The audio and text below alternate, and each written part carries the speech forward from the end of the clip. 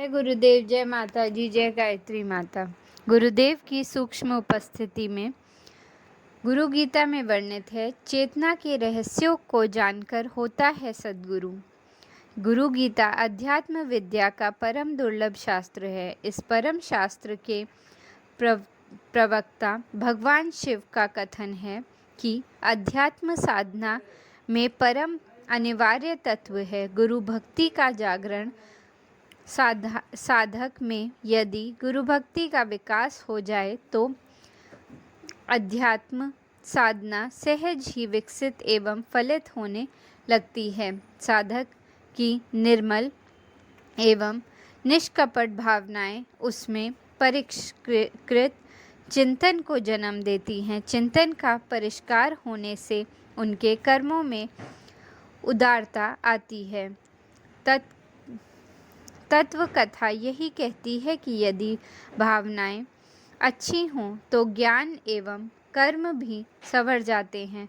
गुरु भक्ति यदि अंतःकरण में पनप सके तो गुरु कृपा भी सहज ही अवतरित होती है। इस सद्गुरु कृपा के बल पर सहज ही आध्यात्मिक विभूतियां एवं यौगिक ऐश्वर्यों का स्वामी बन जाता है। पिछले मंत्रों में यह बताया गया है कि परम पूज्य गुरुदेव की दिव्य मूर्ति ध्यान का मूल है, उनके चरण पूजा के मूल हैं, उनके वचन मंत्र मूल हैं, उनकी कृपा मोक्ष का मूल है। गुरुदेव ही आदि एवं अनादि हैं, उनसे बढ़कर और कुछ भी नहीं। यहाँ तक कि गुरुदेव के पास प्रक्षालन के जल बिंदु में सभी तीर्थों का सार समावेश है।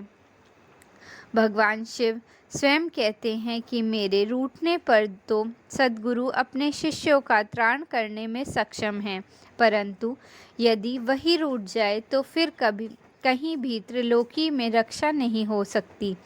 इसलिए शिष्य को सदा अपने सद्गुरु की शरण में रहना चाहिए, उन्हीं की सब भांति अर्चना आराधना करनी चाहिए। उन्हीं सर्वव्यापी गुरुदेव की चेतना के अन्य आध्यात्मिक रहस्यों को उजागर करते हुए भगवान भोलेनाथ पार्वती से कहते हैं,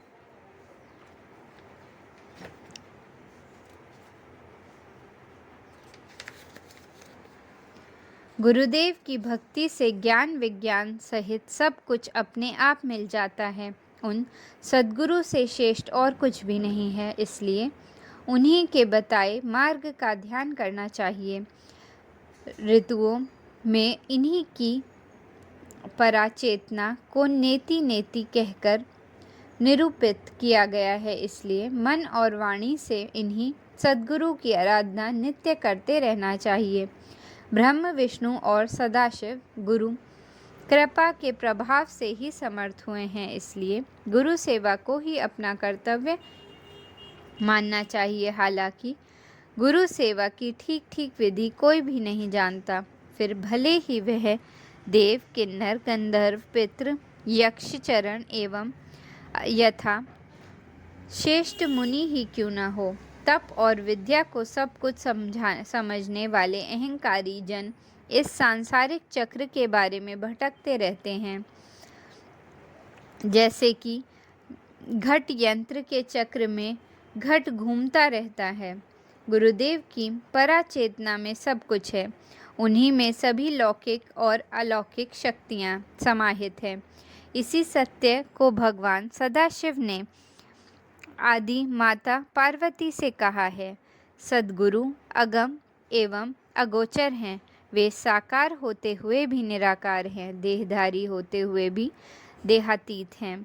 उन्हीं में अपनी अहंता को विलीन करने से परम ज्ञान मिलता है। यह परम सत्य है, भले ही इसे बुद्धिपरायण जन समझें अथवा न समझें। हालांकि इसे समझे बिना तप की कठिन साधनाएं एवं दुरूह विद्याएं का अभ्यास अज्ञान के अहंकार में रहता है। इस सच्चाई को बताने वाले एक बड़ी मीठी कथा है। यह कथा कबीरदास जी और उनके शिष्य पद्मनाथ के बारे में है। ये पद्मनाभ कबीरदास जी के पास अध्यात्म के तत्व को जानने आए थे।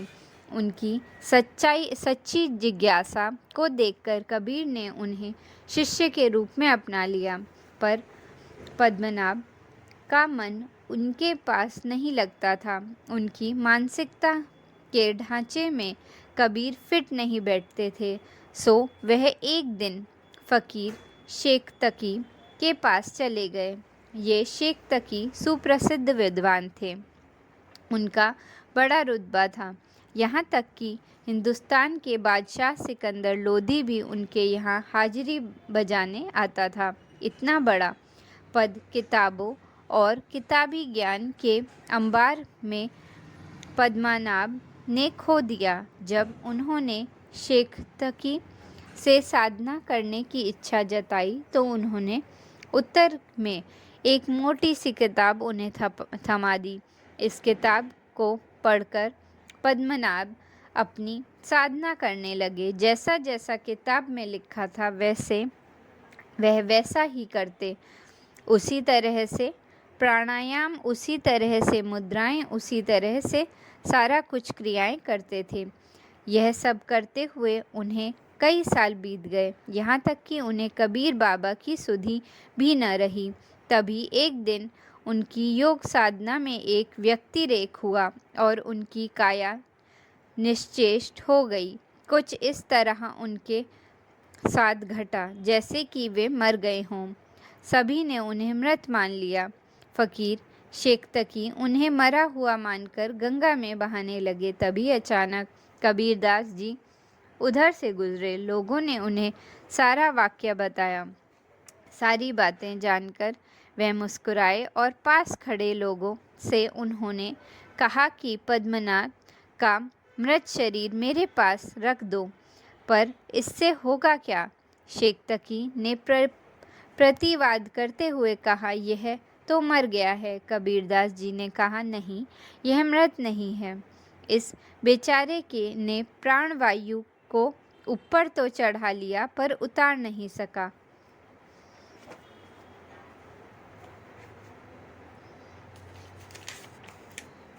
शव के पास आने पर कबीर बाबा ने उसके शरीर को सहलाते हुए मस्तिष्क की नसों को दबाया।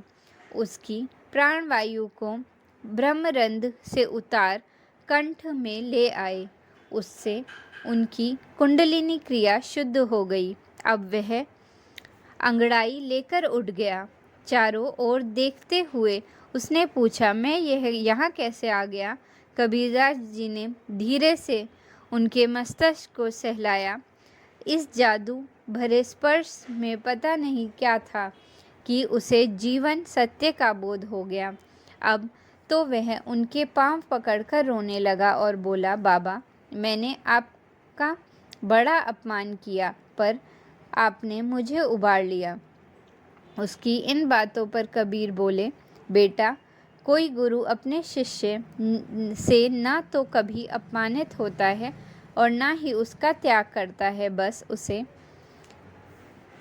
कालक्रम की प्रतीक्षा होती है। कबीर की इस रहस्यमयी वाणी ने शेख तकी की आँख खोल दी।